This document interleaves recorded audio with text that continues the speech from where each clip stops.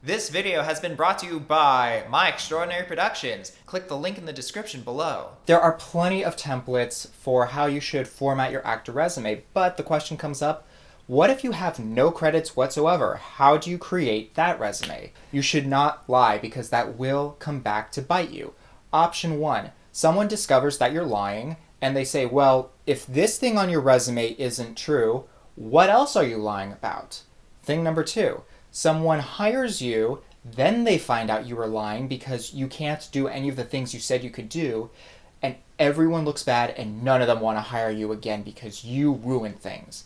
And option 3, you somehow manage to fake it until you make it.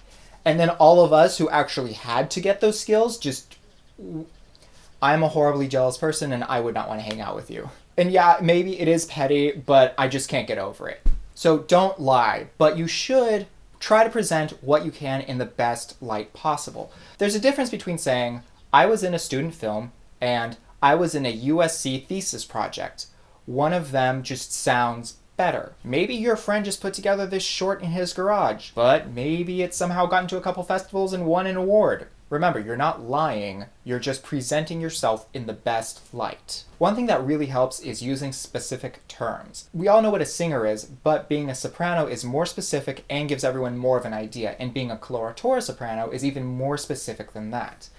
But you need to balance being specific with using terms people can understand. So, a coloratura might use that on her opera resume, but she wouldn't necessarily use that on her regular film theater resumes. She would just use soprano on that. Or she would use operatic soprano because that is still specific, but it's using terms that people kind of understand. Which leads to the next point. This example, this woman just had several different resumes. Even though the way you display the information may be different, the information needs to be the same. Now, I really hate saying this one, but it has happened enough times that I apparently have to say it. Your resume needs your name and your contact information. If you don't want people to contact you to tell you you booked the job, why are you auditioning in the first place? Now, if you're uncomfortable using your actual phone number or your actual email address, you can get a Google Voice number or a separate email address specifically for all of your performing stuff and use that instead. But there still needs to be a way for people to contact you to say, I want to book you. When it comes to hard copy resumes, I find that theater companies tend to ask for them more often than anyone else. And I also find that for me, living in Los Angeles, I can usually get away with only having 5, maybe 10 on my person. If you're in New York or some other market, that number might be different. Your resume needs to be attached to your headshot. Option 1 is to print it directly on the back. Option 2 is to print it on a second sheet of paper, trim it to the correct size, and then staple it to the back of your headshot. Right now, your resume may only have special skills and training, and you know what? You gotta start somewhere, and this is as good a starting point as any. Over time, you will book jobs, you will develop your credits, and then you'll even hit a point where you can start getting rid of the credits that aren't as on brand for you. Now let's take a look at a resume that hasn't had the time to develop its credits. Column 1 is the class that you took, column 2 is the teacher or the school, and column 3 is any extra information that would be relevant. Maybe you have the school and then you have a specific teacher because they're famous, or maybe you have the location of the school so that everyone knows you went to UCB Hollywood and not UCB New York. For your special skills, you're going to write out a list of all the things you can do, which may also include some of your experiences that might be relevant. An example of this might be writing substitute teacher and then in parentheses writing that you're good with kids, or writing that you used to work at a petting zoo and then in parentheses saying you're good with animals. Sometimes you will be asked to perform a skill, but the majority of the time it's a conversation starter.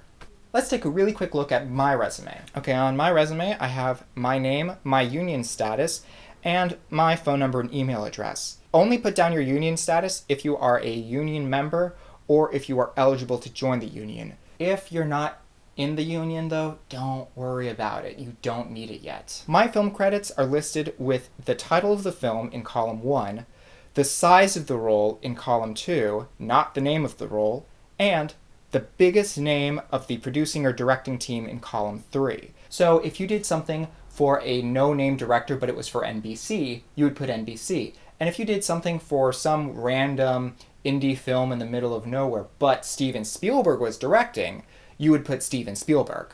People may not know the student of a student film, but they might know USC or AFI or Chapman. One question that people often ask is, can I include extra work on my resume? And it really depends. If you're in the Midwest and you have no other credits to speak of, you can put extra work as a way of saying, I have been on set before, I know how to behave when there's a camera around. In Los Angeles, it's a lot harder to pull that move because there are just so many more opportunities that it's kind of seen as like, why haven't you done more than this yet? Theater credits are very similar. In column 1, I have the title of the show. In column 2, I have the name of the role I played.